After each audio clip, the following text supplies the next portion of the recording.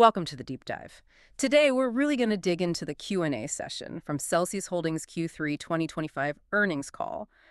Forget the smooth, prepared remarks. We're focused on the tough questions. Exactly, because this wasn't your standard call. You had massive moves happening all at once, the PepsiCo category captaincy, solidifying, integrating Rockstar Energy in North America, and then layering on the Alani Nu distribution transition. It's a lot. So the Q&A, that's where you see the friction, right? The actual operational challenges behind those big headlines. That's our mission today. How does a company juggle that kind of explosive growth with, well, the inevitable execution headaches, the noise, the complexity of scaling this fast? Okay, let's jump right in then. The very first big question, it came from Gerald Pasquarelli, and it really set the stage. He pointed out this meaningful negative delta. Yeah, the gap between the reported 44% revenue growth for core Celsius and the U.S. scanner data showing only 13% growth. A huge difference. How did management explain that? You can't just gloss over something like that. Right.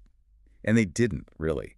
The 44% number, it was kind of an anomaly, frankly. It looked so high because they were comparing it to the previous year when they ran that big inventory optimization program with their main distributor. So the base period was artificially low? Exactly. It depressed the revenue then, making the year-over-year jump now look much bigger than the underlying consumer pull. It wasn't, as they say, an apples-to-apples comparison at all. So if that 44% is misleading, what did they point to as the real health metric, the number we should actually be watching? They were very clear. Focus on the 13% scanner growth. That, they argued, is the true reflection of what people are actually buying, the sell-through. And did they give any reason to trust that 13% going forward? Yeah, they did offer some comfort there. They mentioned that October data, more recent data, showed growth was picking back up and was actually running ahead of the overall energy drink category. Okay, so velocity relative to the category average, that's key for shelf space. That's the metric retailers look at for resets, and it links directly to their marketing push. Right, the Live Fit Go campaign, they talked quite a bit about that. They framed it not just as ad spend, but as crucial for driving that 13% number. It's about getting people to try it, sure, but more importantly, getting them to buy it again. Repeat purchases. Building that consumer loyalty before the big 2026 shelf resets where they'll have more control. Precisely. You build the demand, then leverage the distribution muscle. Okay, but sustaining that growth, especially with costs rising, that brings us to pricing. Always a hot topic. Extremely hot, especially since competitors like Monster had already announced price hikes, 5% plus. So what specific cost pressures did Celsius admit they're facing? Well, the usual suspects, but with some specifics. Tariffs on imports are biting. Commodity costs are up. And they specifically called out the Midwest Premium. Midwest Premium. What exactly is that? For listeners maybe not deep in commodity logistics. Good question. Think of it as the extra cost to ship key ingredients, maybe aluminum for the cans or sweeteners, from central manufacturing hubs out to wherever they're actually making the drinks. It shows inflation isn't just a headline, it's hitting specific freight lanes and supply points. Got it. So real, tangible cost increases. But despite that, Celsius seemed, well, hesitant on pricing compared to Monster. Yeah, very non-committal. They used phrases like contemplating and looking at pricing and promotions, but no formal announcements. Why the hesitation, do you think? It feels strategic. Maybe they see a chance to gain share if others raise prices too much. Plus, the implied pricing isn't just the sticker price. It's also about how dark the discounts are, how often they run promotions. Playing with the promotional levers rather than just a straight hike. Exactly. Gives them flexibility. And interestingly, they're actually building the internal capability to manage this stuff much more granularly now. Oh, what are they doing internally? This is significant. They're building a dedicated revenue management team. That's a sign of maturing, moving from just growth to optimizing profit. This team, along with better key account management, aims to be way more precise, tailoring deals by retailer, by region. So sophisticated CPG playbook stuff, not just one size fits all. Right. And on the commodity side, they mentioned they do forward buys, locking in prices for the near term. But no long-term hedging. Correct. No long-term hedging currently. That means they're exposed if prices spike way up down the line. But it also means if prices fall, they get the benefit immediately. That's the trade-off. It suggests they're willing to ride some short-term waves for potentially better margins later if costs come down. Risk, but potential reward. Okay, let's shift gears to the operations side. Q4 sounded like it's going to be messy. The word noisy came up a lot.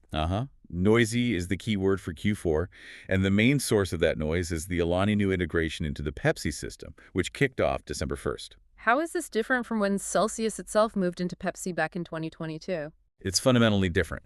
Management stressed this is a phased approach. Remember, back in 22, Celsius basically did a rapid swap out for Bang Energy. This time, they're integrating an existing successful brand carefully. It's slower, more methodical. Meaning the full financial benefits won't really show up until... Q1 2026. They were clear about that. Q4 is about the transition work. Okay, so what are the specific puts and takes, the drags on Q4 results they warned about? Three main things, basically a logistical headache trifecta. First, the returns. They have to take back inventory from over 250, that's 250, previous independent distributors for Alani. Wow, 250 distributors. That sounds like a nightmare for reverse logistics. It is huge cost, huge complexity, and crucially, all that returned product counts against sales in the quarter. It could be a significant drag. Did they quantify how big a drag? That's the worrying part. They admitted the volume of returns is currently unknown. They just don't know how much is coming back yet. Ooh, that's a big variable hanging over Q4. What else? Second is margin pressure from the supply chain not being fully optimized yet. Think extra freight costs, needing temporary warehousing, coordinating co-packers across Pepsi's massive network. It takes time to iron that out, and Q4 bears the initial inefficiency cost. Makes sense. And the third factor? Just typical year-end stuff. Big retailers managing their own cash, maybe trimming final orders slightly before year-end. Predictable, but adds to the mix when you've already got returns and logistics chaos. Okay, so a lot of headwinds. But management still sounded pretty confident they could handle it. Why? Learnings from 2022, mainly. They've done a big transition before, but the game changer now is being the category captain for energy drinks within Pepsi. Ah, so they're not just asking for shelf space, they're directing it. Exactly. They control the planograms. They can ensure Alani gets the right placement alongside Celsius, maximizing the whole portfolio. That control really de-risks the integration significantly, even with the short-term noise. Let's talk margins then, because Q4 sounds like it'll take a hit there before bouncing back. Definitely pressuring Q4 before, as they expect, re-expanding in Q1 2026. Part of it is those integration costs we just talked about, freight, warehousing. And tariffs are still playing a role. A bigger role, actually. They said tariffs are expected to be even larger in Q4 than Q3. Plus, you have costs like inventory scrap and write-offs related to the transition hitting the P&L. Okay, so Q4 looks tough margin-wise. But what levers are they planning to pull in 2026 to get those margins expanding again? Three main areas. First, Rockstar. They expect to improve Rockstar's margins starting H1 2026 by integrating its sourcing and production, just like they're doing with Alani, streamlining the whole thing. Getting those synergies, what else? The second is scale, just sheer volume driving down costs for raw materials. They're leveraging that Pepsi partnership and category captaincy for better negotiation power. They're also looking at international sourcing to potentially mitigate tariffs. And the third lever sounds pretty significant, more in-house production. Yeah, they're adding a second production line at their own co-packing facility in 2026. That vertical integration is a big deal, reduces reliance on third-party co-packers, which is a major cost saver long-term. Makes sense. What about internationally? Sounds like they're getting more serious there, too. Definitely. Hiring their first president of Celsius International signals that shift. It's not just opportunistic anymore, it's strategic. Where are they seeing success and what have they learned? Australia was the big success story highlighted, especially getting strong distribution via 7-Eleven there. The UK, they mentioned, offered valuable lessons. Valuable lessons usually means it was harder than we thought. Probably. Maybe challenges with distribution or just cracking consumer habits. But the plan for 2026 is clear. Lean in internationally, starting with core Celsius, but keeping Alani's global potential in mind for the future. Okay, let's bring it back to Alani Nu specifically. Big question. Can it achieve the same kind of massive distribution footprint, the high ACV and TDPs that core Celsius has? That's key for the portfolio's future value, right? And management seems optimistic. First, let's just quickly define ACV and TDPs for listeners.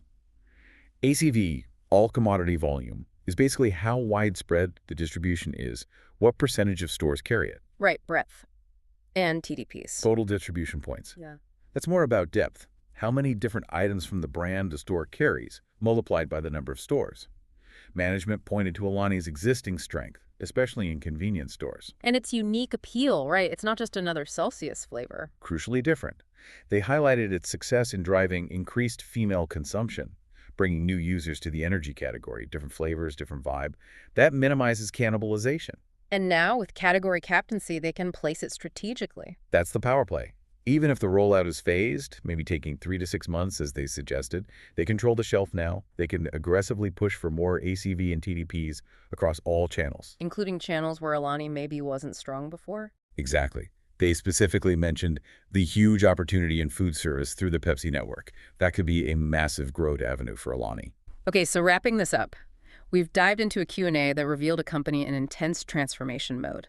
Integrating Rockstar, integrating Alani, navigating over 250 distributor transitions, all while battling cost pressures. It really highlights the central trade-off they're making. Accept the noise, the operational friction and costs in Q4 to build this incredibly powerful scale platform controlled via the Pepsi partnership. Yeah. The goal is long-term dominance and margin expansion from Q1 2026 onwards. It's a massive undertaking. Which leads us to a final thought for you, the listener, to consider. They're now managing 3 quite different energy portfolios: Celsius for fitness lifestyle, the Essentials line for performance, and trying to reposition Rockstar for maybe culture and music. A complex balancing act. So the question is, how does a company keep that nimble entrepreneurial spark that fueled its rise when it's operating at this kind of global scale, juggling these distinct brands?